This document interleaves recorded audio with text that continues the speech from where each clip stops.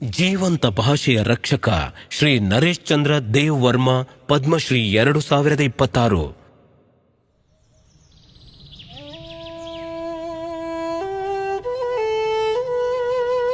ತ್ರಿಪುರದ ಶಾಂತವಾದ ಬೆಟ್ಟಗಳಲ್ಲಿ ಕಥೆಗಳು ನೆನಪುಗಳಲ್ಲಿ ಮಾತ್ರ ಜೀವಂತವಾಗಿತ್ತು. ಒಂದು ಭಾಷೆ ಬರವಣಿಗೆಗಾಗಿ ಕಾಯುತ್ತಿತ್ತು. ದಶಕಗಳ ಕಾಲ ಕೊಗ್ಬೊರೊಕ್ನ ಧ್ವನಿ ಇತ್ತು, ಆದರೆ ಲಿಖಿತ ಪದಗಳು ಬಹಳ ಕಡಿಮೆ ಇತ್ತು. ಒಬ್ಬ ವ್ಯಕ್ತಿ ತನ್ನ ಪೆನ್ನು ಎತ್ತಿಕೊಂಡು ಕೆಲಸ ಶುರು ಮಾಡಿದರು.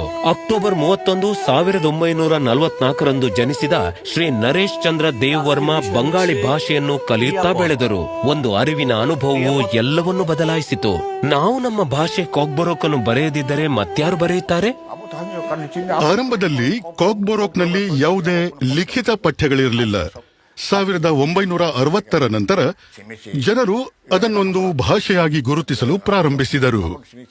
ಇವರು ದೌಲತ್ ಅಹಮದ್ ಅವರ ಕೊಗ್ಬೊರೊಕ್ ವ್ಯಾಕರಣ ಪುಸ್ತಕ ಕೊಗ್ಬೊರೊಮಾ ಮತ್ತು ಆರಂಭಿಕ ಪ್ರವರ್ತಕರು ಕೊಗ್ಬೊರೊಕ್ನ ಮೊದಲ ಸಾಹಿತ್ಯ ಬರಹಗಾರ ಸುಧನ್ವಾ ದೆ ಬರ್ಮಾ ಮತ್ತು ರಾಮಾಯಣವನ್ನು ಕೊಗ್ಬೊರೊಕ್ಗೆ ಅನುವಾದಿಸಿದ ಡಾಕ್ಟರ್ ಪ್ರಭಾಸ್ ಚಂದ್ರ ಧರ್ ಅವರಿಂದ ಆಳವಾಗಿ ಪ್ರೇರಿತರಾದರು.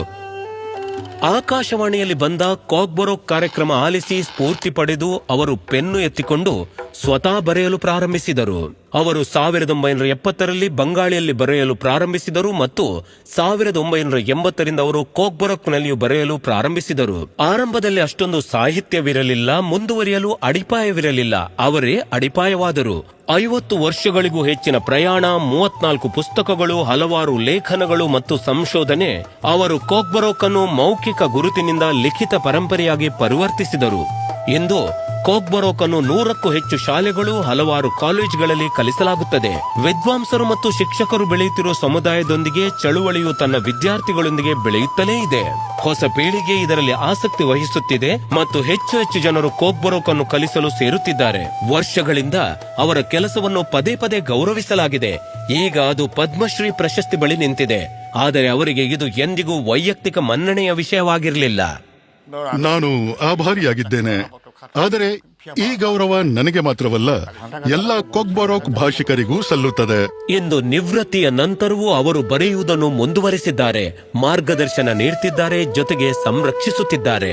ಅವರ ಕನಸು ಸರಳವಾದರೂ ಗಹನವಾದದ್ದು. ಜನರು ಕೊಗ್ಬೊರೊಕ್ ಅನ್ನು ಒಪ್ಪಿ ಅಪ್ಪಿಕೊಂಡಿದ್ದಾರೆ, ಮಾತನಾಡುತ್ತಾರೆ, ಬಳಸುತ್ತಾರೆ ಮತ್ತು ದೈನಂದಿನ ಜೀವನದಲ್ಲಿ ಜೀವಂತವಾಗಿರಿಸಿದ್ದಾರೆ. ಮರೆಯಾಗುತ್ತಿರುವ ಭಾಷೆಗೊಂದು ಮುಂದಾಳು ಸಿಕ್ಕರು. ತನ್ನ ಲೇಖನಿಯಿಂದ ಅದಕ್ಕೆ ಹೊಸ ಜೀವ ತುಂಬಿದರು. ಕೊಗ್ಬೊರೊಕ್ ಒಂದು ರೋಮಾಂಚಕ ಶಾಶ್ವತ ಗುರುತಿನೊಂದಿಗೆ ಹೊರಹೊಮ್ಮುತ್ತಿದೆ. ಅದರೊಂದಿಗೆ ಒಂದು ಹೆಸರು, ಸಂಬಂಧ ಜೊತೆಯಾಗಿದೆ. ಶ್ರೀ ನರೇಶ್ ಚಂದ್ರ ದೇವ್ ವರ್ಮಾ ಪದ್ಮಶ್ರೀ 2026. ಕೋಟಿ ಕೋಟಿ ನಮಸ್ಕಾರ.